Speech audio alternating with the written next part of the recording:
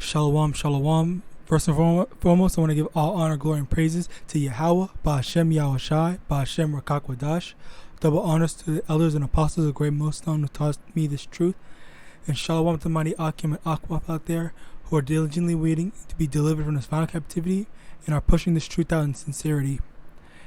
Today's topic is going to be entitled, The Bible Was Made by Israel for Israel. Okay, so there's a big misconception that people think the Bible was made by the white man. Okay, so I'm going to go into that and prove. I'm going to go into that and show it was not made by the people of the Caucasus Mountains. Is a white man's book. The original translation written by King James and the men that were with him, they were all black. But you would only know this if you understood that we ruled Europe for hundreds of years, way longer than the people that are in power now became in power. And Benjamin Franklin proves this in an article that you can Google. All you got to do is type in the phrase swarthy Germans and then Benjamin Franklin's name, and the articles will pop right up. Literally, the first one says a history of a... Okay, so that's American it for the anti-immigrant. That's it for that video. I'm actually going to be going into that, the article that he's going to go into.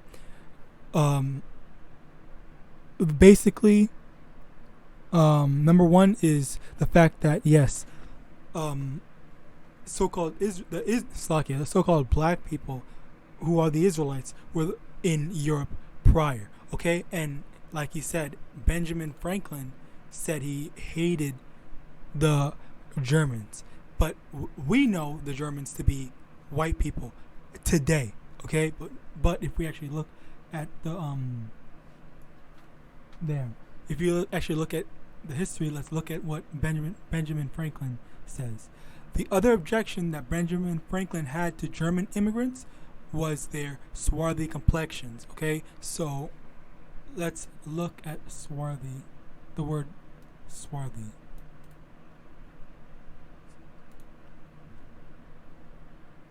Swarthy. All right, dictionary.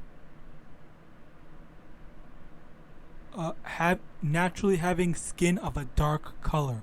Synonyms: dark-skinned, dusky, swarth. All right. That's what he's saying, that swarthy complexion, meaning that the Germans were dark-skinned at that time. Okay, let's see.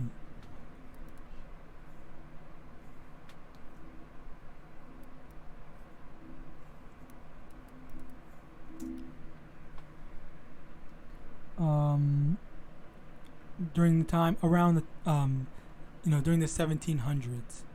Okay, basically, yeah, during the 1700s. But where is that?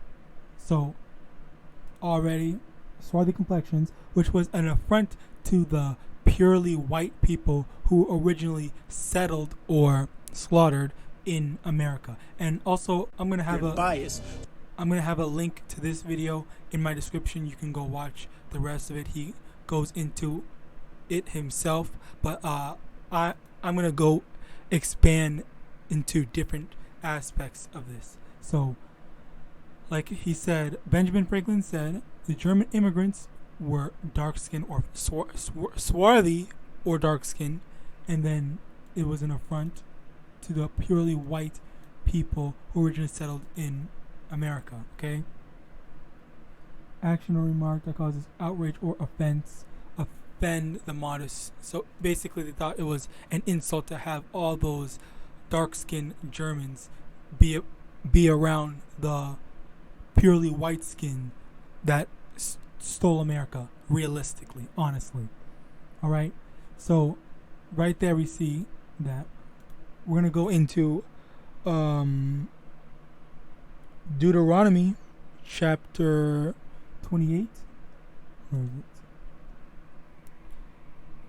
it? Deuteronomy chapter 28 verse 37.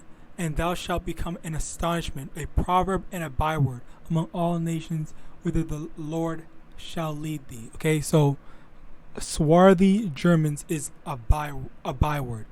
Niggers and all that the words that they call so-called black people today, and even not even just black people, but the Native Americans and the so-called Hispanic people, because they are the so-called blacks, so-called Hispanic, and so-called Native Americans are all Israelites. Okay, that's the them getting called bywords. All right. In Revelation chapter 1 verse 14, his head and his hairs were white like wool, as white as snow, and his eyes were as a flame of fire. Okay, so verse 15, and his feet were like unto fine brass, as if they burned in a furnace, and his voice as the sound of many waters. So first in verse 14, his head and his hairs were white like wool, as white as snow. So his hair was white as snow. The color of his hair was white as snow, and his hair was like wool. Okay, his hair and his hairs were white wool. The head of his hairs, like his beard and whatnot, was white, and his hair texture was like wool. All right, and then in verse 15, his feet like unto fine brass. Okay, his feet meaning the color of his skin, because obviously how is his how is it if you take the thing and say, oh, his head, it says his head was white, that's not what it says. It meant his head and his hairs. Okay, the hairs of his head was white, but his hairs were like wool. And I searched up bronze brass. Let's look at brass. But there's bronze, the color bronze, and then now look at brass. Okay, so obviously this is more of a darker skin, completely unlike this. This is not. Well, this a little bit more,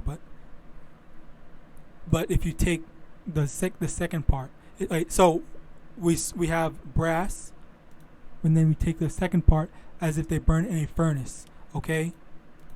Oops.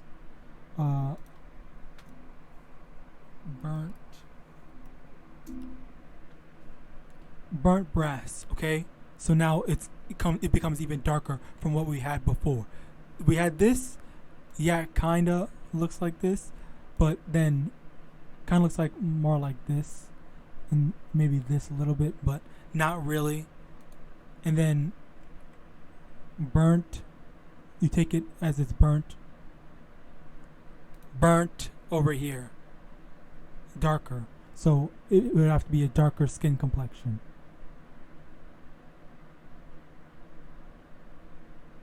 Definitely not this. Not even brass.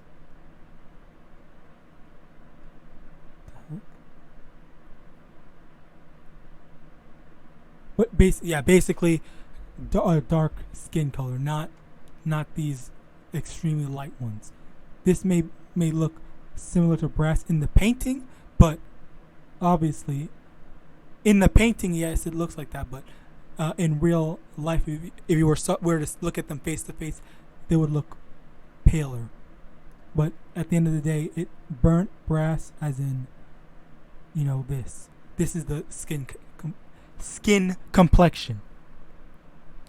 All right, so another moving on from that, the next thing I want to go into is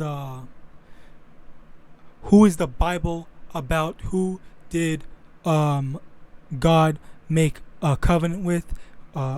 Who is God speaking to in the Bible? Who is being referred to in the Bible? Okay, so very clearly everyone knows, Old Testament and all that the Old Testament is talking about the Israelites. No one would contest, I believe, would contest that. They know that the Old Testament is talking about the Israelites. The problem is most people will think that, okay, so because God abandoned Israel or done away with Israel, or Israel rejected Christ, that we're done with that, then that means that God opened up to everyone. But where does it say that God abandoned Israel or done away with Israel or is no longer dealing with Israel? Okay, it nowhere in the Bible does it say he changed from just Israel to everyone, and no one can find that scripture. All right.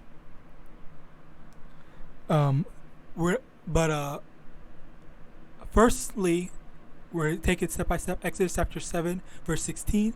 And thou shalt say unto him, the Lord,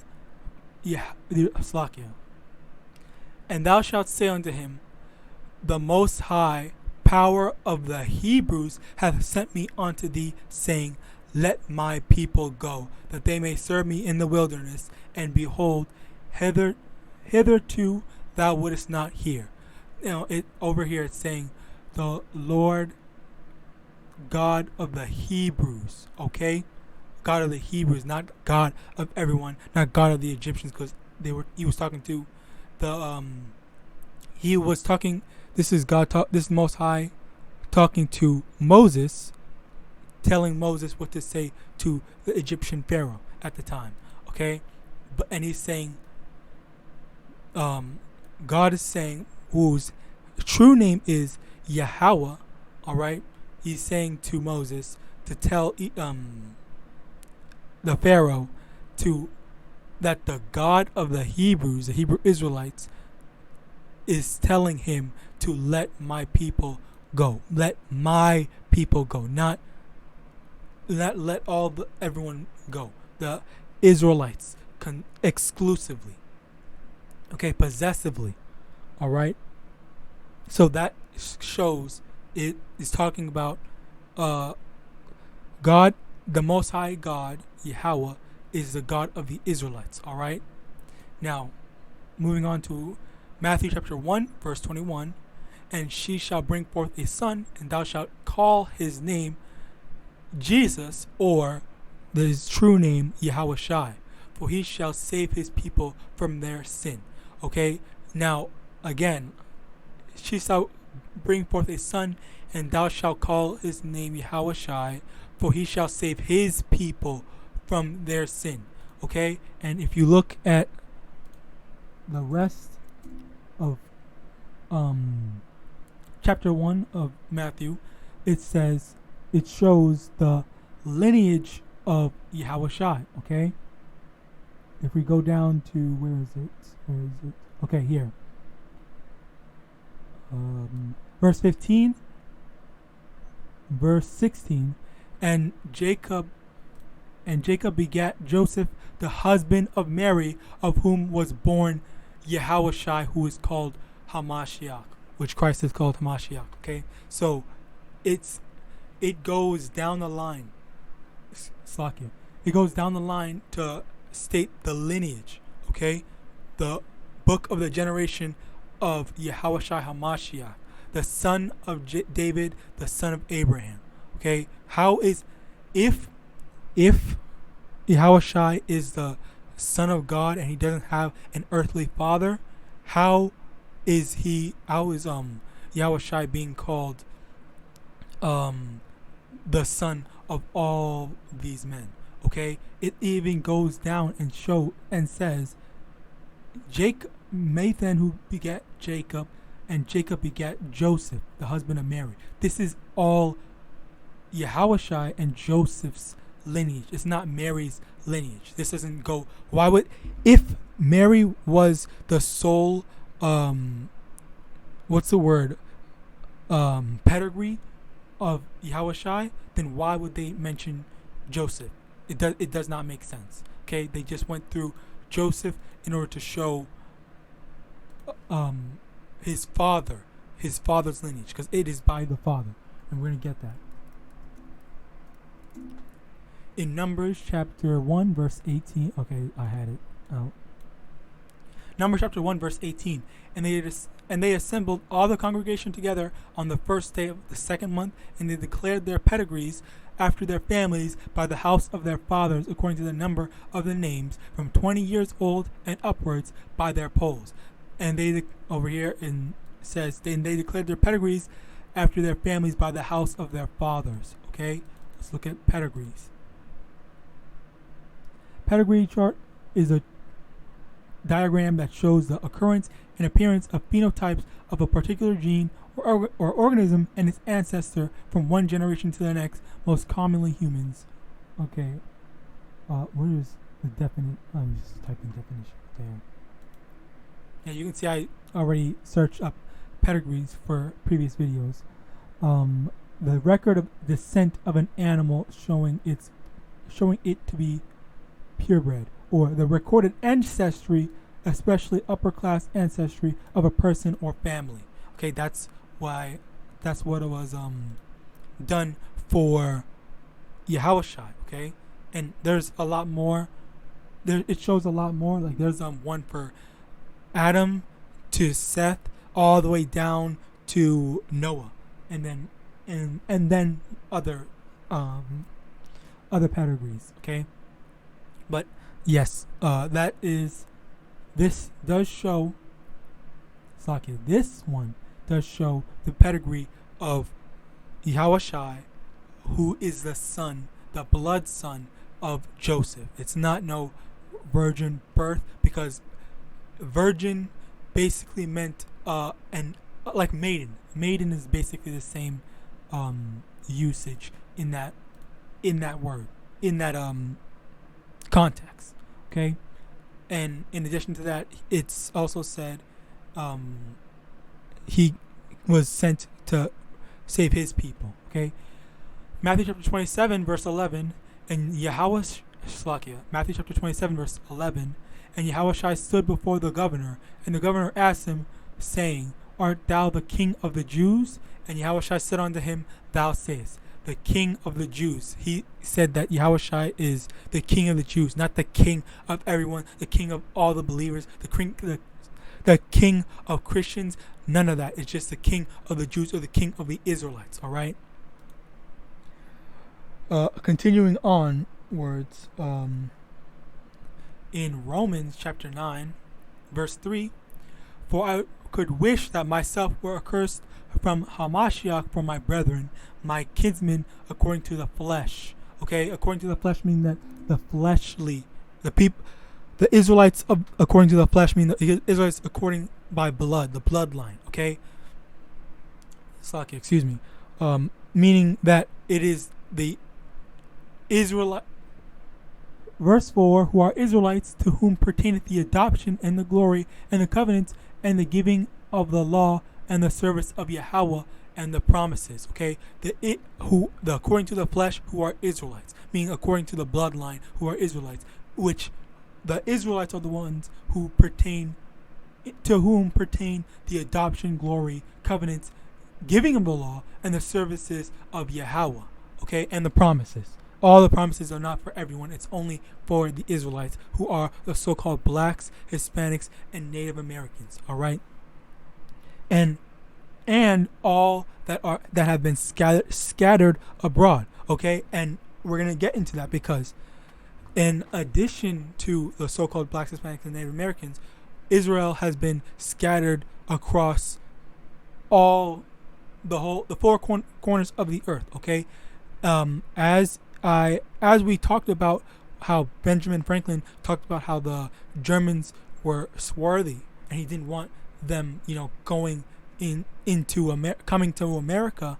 It is that goes to show that all the Slovakia, not all of them, but some Germans, their lineages go back to Israel. Okay, that's not just because basically, if you get a so-called black man with a so-called white woman, okay, and then they have a kid, that kid comes out light skinned. I am literally trying to think of some. Oh, perfect, Blake Griffin. Okay, so he looks like this. Does that mean he's white? No, of course not. His father. I just saw there. His parents. Where is it? There is. See? look at the huge I think that's, yeah, this is it. Look at the huge contrast. This is his father and this is his mother. Okay, they had him. Okay, him. Okay, does that mean that he's white? Of course not. He's an Israelite because of his father, as it says in Numbers chapter 1, verse 18. So now, if he has a child, let me see if he actually has a child. Children.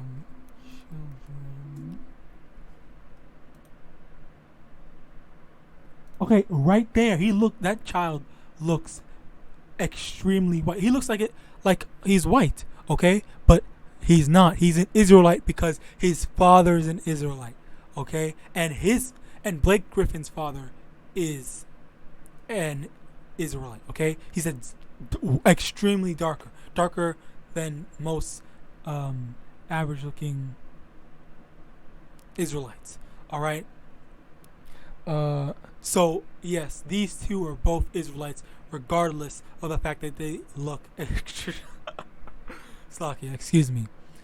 Regardless of the fact that they look white, okay? And this goes for all nations, okay? It could be for Europeans that look white, just like the Germans. There could be Germans that look white but are actually Israel. There could be Indians that look like they're Indians but are actually Israel, as the same example. There could be Chinese, Japanese, whatever, all nations, as long as their father's bloodline goes back to Israel, Abraham, Isaac, and Jacob, they are Israel. If their parents' lineages, father's lineages, date back to that.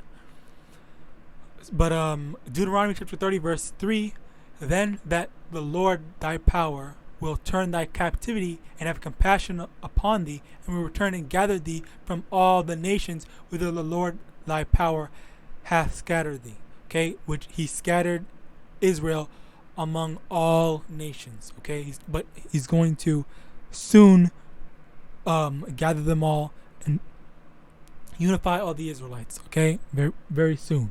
And we're living in those end times. All right. But yeah, so again, all the Israelites have been scattered, and back then, if there's like one black, so-called black man among 10 white women, obviously he's gonna 10 white women and 2 black women. Chances are he's going to get with the white women, just because in terms of it's going to be a lot harder to find and mingle with the so-called black women. And as you go from generation to generation, if they are still mingling with the lighter race, or not even the lighter race, but the other races, then the lineage is obviously going to the phenotype, which is the outward appearance, is obviously going to change, but it doesn't change the fact that they are Israelites if their father is an Israelite. All right. Exodus chapter 24, verse 8. We're gonna go. This is going into who did the Most High Yahawah make a covenant with. Okay. Well, Exodus chapter 24, verse 8. And Moses took the blood and sprinkled it on the people and said, behold, the blood of the covenant which the Most High hath made with you concerning all these words. So this is where the covenant was made. This is the old covenant. Okay. Now, a lot of people, or a lot of Christians, I guess, will say that, or not even just Christians but others, a lot of Christians will generally, or people who deal with the Bible, will say that we are in the new covenant right now. Okay, so we're not in the old covenant, so we don't have to keep the laws. All right, that is what they will say. Let me get so we don't have to keep the laws. That's wrong. Okay.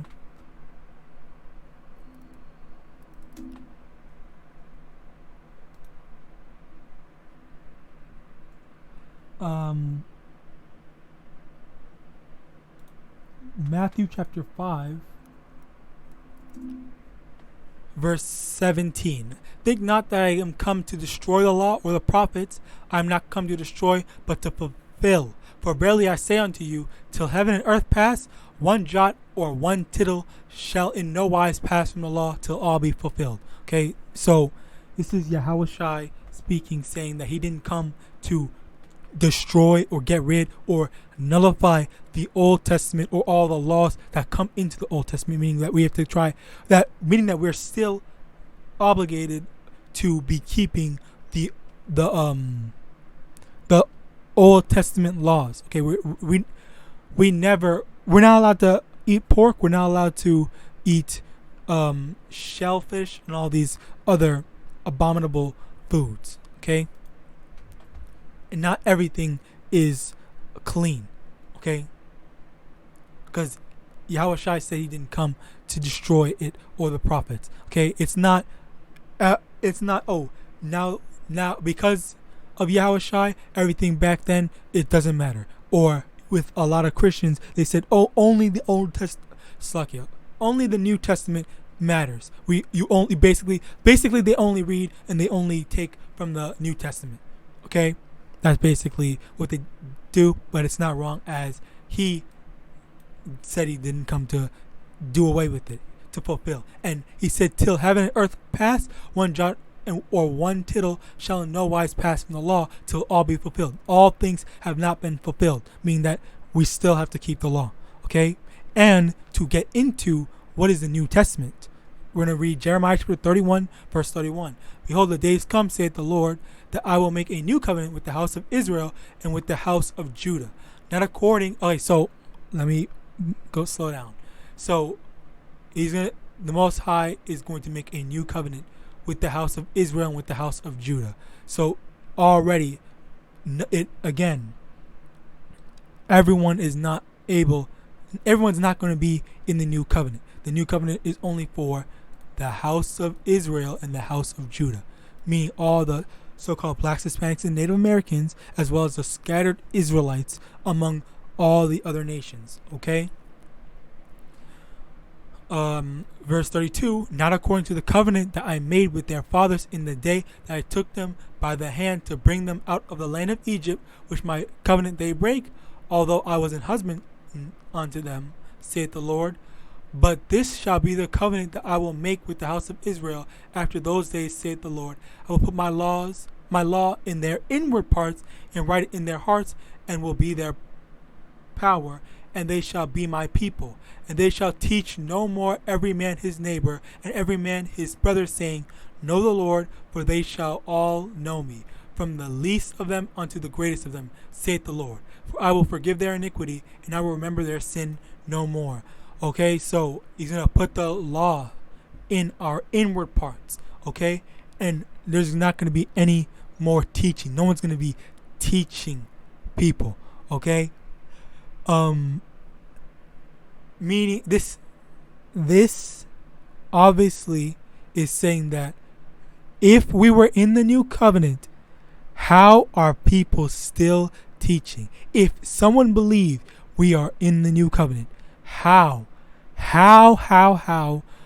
are people teaching other people about the new about the Most High Yahweh? Okay, it does not make any sense. Everyone, it says, and they shall teach no more every man his neighbor and every man his brother, saying, Know the Lord. Okay, for they shall all know me. Everyone that is in the new covenant would already know him. Okay, outside of the fact that it is only for the house of Israel and the house of Judah. Okay, so very clearly we are conclusively not in the New Testament, the New Covenant. Okay, and that's basically most of the misconceptions that people have about the Bible and the scriptures. Okay, so no, we're not no Christians. We're not no any label that requires a religious belief. This is not no religion. Okay, this is a heritage. This is a nation of people. Okay, the Hebrew Israelites, God's chosen people. All right, and with that, I hope this lesson was edifying. I want to give all honor, glory, and praises to Yahawah, Bahashem, YAHAWASHI, Bahashem, Rakakwadah. Double honors to the elders and apostles of Great Millstone who taught me this truth. Salutations to the mighty Akim and Akwath out there, which Akim is brothers and Akwath are sisters. And with that, I want to say Shalom.